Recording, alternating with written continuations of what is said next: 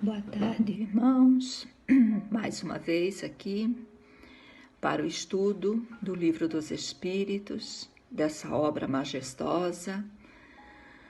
A nossa gratidão ao nosso Criador, a Jesus, o nosso querido irmão, aos amigos espirituais e a todos que estão nos seguindo, nos ouvindo. Que a paz desse Mestre muito amado esteja com todos. Então paramos na semana passada, na questão 20, e hoje então começamos Espírito e Matéria, com a questão 21, né?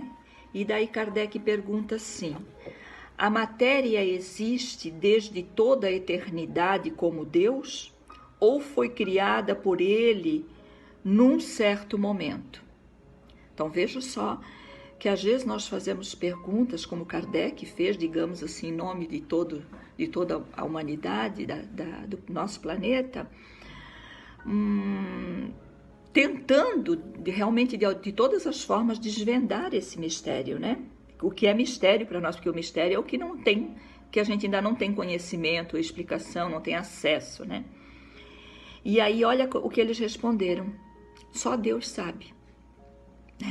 Então, que nem eles, que fazem parte de uma equipe de espíritos de alta envergadura, bem mais elevados, não sabem responder. Porque tem coisas que realmente, que isso, nem sei se algum dia a gente vai entender tudo, né, do que existe. E uma dessas coisas é: quando foi criada a matéria? Ele diz que só Deus o sabe. Ou eles ainda também não tiveram acesso, porque nós não sabemos qual é o grau de evolução deles, né?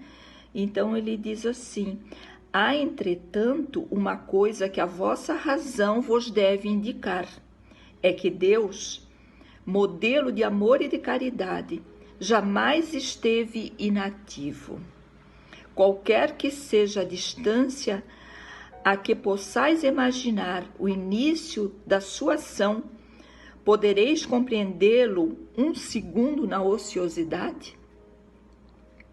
Então, isso é uma coisa que realmente nós não podemos imaginar que alguém que dirija um sistema planetário, que seja o criador disso tudo e o diretor disso tudo, né, possa ficar algum segundo inativo, né? Isso nós realmente não conseguimos, não vamos imaginar. E aí ele passa para a questão número 22. Define-se geralmente a matéria como aquilo que tem extensão, pode impressionar os sentidos e é impenetrável. Essa definição é exata? Veja que Kardec está trazendo a definição da matéria daquela época, de 1800 e pouco, né? Então aqui ela diz, que ela tem que ter extensão, impressionar os sentidos e é impenetrável. Veja que hoje já mudou isso aí, né? Porque nós já conhecemos os estados da matéria, que eram que nós estudávamos, que era o sólido e o líquido e o gasoso. Quer dizer, o gasoso, ele não pode, ele é penetrável, né? E não pode ser visto nem tocado, que é a questão, né, da água, o exemplo que nós sempre damos e que sempre estudamos, né? A água no estado líquido, que é a água que nós conhecemos, que bebemos. A água em estado sólido, quando ela vai a um resfriamento grande. E a água em estado vaporoso, né, que é quando ela é aquecida num certo grau, ela se evapora. E que está aí, em nossa volta o tempo todo, né? E que a gente não toca, não vê, mas sabe que existe. E interessante, porque agora eu estava dando uma olhada, já são 5 os estados da matéria, né? Quer ver aqui onde é que eu estava vendo? Os estados da matéria. Ele agora tem aqui, O quarto estado da matéria é o plasma e o quinto é o condensados. Esse condensados ainda está em estudo, em pesquisas, em experiências, né? Mas eles já chegaram a esse quinto elemento, né? Esse estado, quer dizer, da matéria. Então a gente vê como muita coisa mudou, né? Quando falávamos naquela época o átomo era indivisível, hoje ele já é. E assim muitas coisas vão mudando. Então o que os espíritos responderam? Eles responderam de acordo também com aquele momento, né? Do vosso ponto de vista, sim. Quer dizer, do ponto de vista deles, a matéria é aquilo, porque falais daquilo que conheceis. Então, simples assim. Eu não vou explicar os outros estados, porque isso vai vir naturalmente. Mas a matéria existe em estados que não percebeis.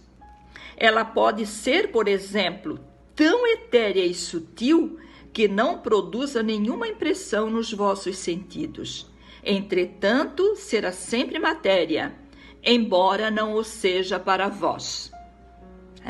Então, veja como o Espiritismo já vai trazendo essas revelações, esses ensinamentos, já vai dando, vamos dizer assim, abrindo portas e janelas para novas revelações, né? Dizendo que aquilo não é tudo, né? E nunca eles vão dizer, porque sempre as coisas estão evoluindo, né? E aí, então, tem ainda uma outra pergunta que Kardec fez dentro dessa própria, né? Da 22 a 22A. Que definição, então, podeis dar da matéria? E ele ainda fica insistindo, né? E daí vocês vão ver que a resposta, como eles são muito inteligentes, assim, e que viram que por mais que eles dissessem, não iria haver um entendimento. Então, eles mudam a resposta completamente, né? Que definição? Eles não deram uma definição da matéria. Eles falaram assim, ó, a matéria é o liame que escraviza o espírito. Né? É um instrumento que ele usa e sobre o qual, ao mesmo tempo, exerce a sua ação. Então, a matéria é o elemento que o espírito usa e ele age sobre ele, né? E ao qual ele também recebe. Então, aqui ele já vai começando a fazer a conexão de corpo físico com espírito. Ele já começa aqui, né? Fazendo uma conexão. Então, é o liame que escraviza o espírito. É o que liga. É o instrumento que ele usa e sobre o qual, ao mesmo tempo, exerce a sua ação. Então, ele usa para se manifestar e para adquirir também certos conhecimentos e evolução, e o qual ele também influencia, né? Onde vai haver essas duas coisas, né? E aí, então, Kardec ainda comenta, né? De acordo com isso, pode-se dizer que a matéria é o agente, o intermediário, com a ajuda do qual e sobre o qual o espírito atua. Então, ele fecha esse pensamento, né, com a sua clareza grande, que ele também era um espírito de muita evolução, senão não teria sido dado a ele essa responsabilidade grandiosa, que Kardec teve que romper com tudo no mundo, com todas os seus sonhos da vida material, né, como professor, como grande pedagogo que era, para se dedicar a esse estudo, a esse conhecimento. E daí, então, ele já vem com a pergunta seguinte, a 23, né? Já que é o elo, né? Então, o que é espírito? E nós vamos ver que aqui espírito está com letra minúscula, porque ele está tratando de espírito na sua generalidade. Mais adiante, nós vamos ver numa questão que vai aparecer espírito com letra maiúscula. Então, quando é o espírito com letra maiúscula, ele está se referindo que é a nossa individualidade. Eu como espírito. E aqui, então, o que é espírito? Na sua generalidade, né? Sobre o todo. E os espíritos respondem, o princípio inteligente do universo. Olha só, o princípio inteligente do universo. Lembram a primeira pergunta, que é Deus, né? Deus é inteligência suprema. O Pai é a inteligência suprema. Nós que somos os filhos, somos as suas criaturas, somos o princípio inteligente. Olha que interessante a ligação, né? Então nós estamos a caminho da inteligência, de uma grande inteligência, que não vai ser a suprema. Porque se fosse ser a suprema, já teriam vários deuses aí que já teriam atingido isso, né? Mas o espírito é o princípio inteligente, né? Então, como foi criado, como isso aconteceu, nós não sabemos, porque ele não falou. É um segredo dele. Um segredo que, por enquanto, nós não conseguimos entender, né? Nem mesmo que ele contasse, nós não entenderíamos. E aí Kardec insiste ainda, né? Então, na 23A, ele pergunta: qual é a sua natureza íntima? Aí eles respondem: não é fácil analisar o espírito na vossa linguagem. Nós não temos conhecimento, linguagem, argumentos, nós não temos como interpretar ou colocar em palavras aquilo que eles poderiam nos ajudar. Porque faltam esses elementos da ciência, da física, da química, não sei, que vai fazer com que a gente, né, estados que vão aparecer, outros estados do campo vibracional vai ser entendido para que a gente vá começando a entender um pouquinho, né? Então ele diz assim, ó, eles, né? Para vós, ele não é nada. O espírito não é nada. Nós não tocamos, nós não vemos, nós não, né? Porque não é uma coisa palpável, mas para nós é alguma coisa. Então eles já entendem o que é, como é que ele é, né? Ficais sabendo, nenhuma coisa é o nada, e o nada não existe. Nenhuma coisa é o nada, e o nada não existe, né? Então, é isso. Então, hoje nós já sabemos, antes a gente dizia que tinha o vazio no universo, né? Hoje nós já sabemos que não existe vazio.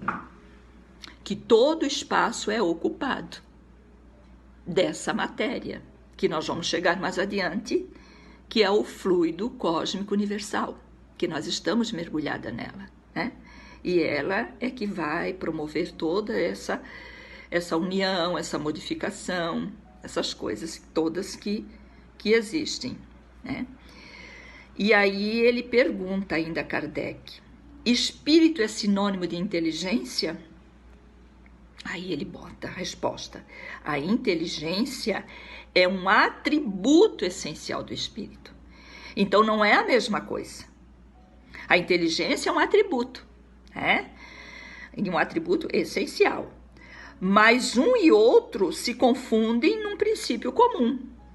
Um está sempre junto com o outro, né? De maneira que para vós são uma e a mesma coisa. Porque eles andam junto. A inteligência não se manifesta se não for pelo espírito, né? Ela está ali e se manifesta no mundo físico através do corpo físico. Então, eles precisam desse mecanismo, que é o nosso corpo físico, para demonstrar aqui, no plano físico, a capacidade e as nossas necessidades, né? E ainda a questão 25. O espírito é independente da matéria ou não é mais do que uma propriedade desta, como as cores são propriedades da luz e o som uma propriedade do ar? Então veja que Kardec vai sempre fazendo as ligações com a ciência, né? Ele era um grande estudioso e um grande sabedor, conhecedor de muitas coisas. Então ele vai sempre fazendo as ligações das perguntas com as provas científicas da época. E os espíritos respondem: são distintos, mas é necessária a união do espírito e da matéria para dar inteligência a essa, né? Então foi aquilo que eu já comentei antes, né? Então elas precisam dessa união para que haja, então, a inteligência, né, que seja expressa através da matéria. Então tem que haver essa união. E ainda a 25A, junto, né, com essa daí, ele vai perguntar assim: essa união é igualmente necessária para a manifestação do Espírito? Né? Então, ela é necessária para que o Espírito se manifeste? E aí, entre parênteses, por Espírito, entendemos aqui o princípio da inteligência, a abstração feita das individualidades designadas por este nome. Então, aqui, ele está falando do Espírito em geral, né? Com E maiúsculo, como nós falamos. E a resposta: é necessário para vós, porque não estáis organizados para perceber o Espírito sem a matéria. Vossos sentidos não foram feitos para isso. E conforme nós vamos estudando o Livro dos Espíritos, nós vamos ver, claro, o Espírito se manifestando sim, sem esse corpo material nosso, mas se manifestando através de uma outra matéria, que neste momento eles ainda não estão tocando nele, né? Não estão falando sobre isso. Então para nós percebermos, nós precisamos dessa matéria. E depois nós vamos então ver que a matéria ela pode estar num estado, como nós já vimos ali, tão quintessenciado, tão sutil, que não é visto para as pessoas comuns, mas que através da mediunidade de vidência ele pode ser visto. E pode, inclusive, esse corpo perispiritual, que nós vamos chegar ainda lá, vou só dar uma pinceladinha aqui, uma cutucadinha, ele pode se materializar e ser visível a várias pessoas, tá? Que daí é uma função, uma propriedade desse corpo que tem, porque essa matéria ela pode ficar em várias formas, né? Ela tem várias propriedades e funções para nos ajudar. Ok? Então, hoje nós paramos na questão 25. E a nossa gratidão, eu coloquei aí dei umas cutucadinhas, né?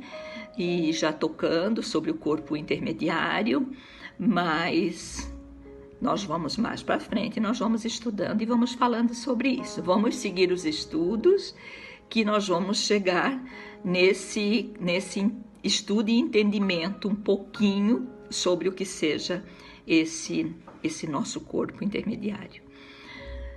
Que Jesus esteja conosco, que a nossa semana seja uma semana muito boa, muito cheia de amor, muito cheia de alegria e sempre nos motivando para vivermos cada dia melhor. Que Jesus esteja sempre conosco, seja sempre realmente o nosso guia e mentor. Que assim seja, meus irmãos.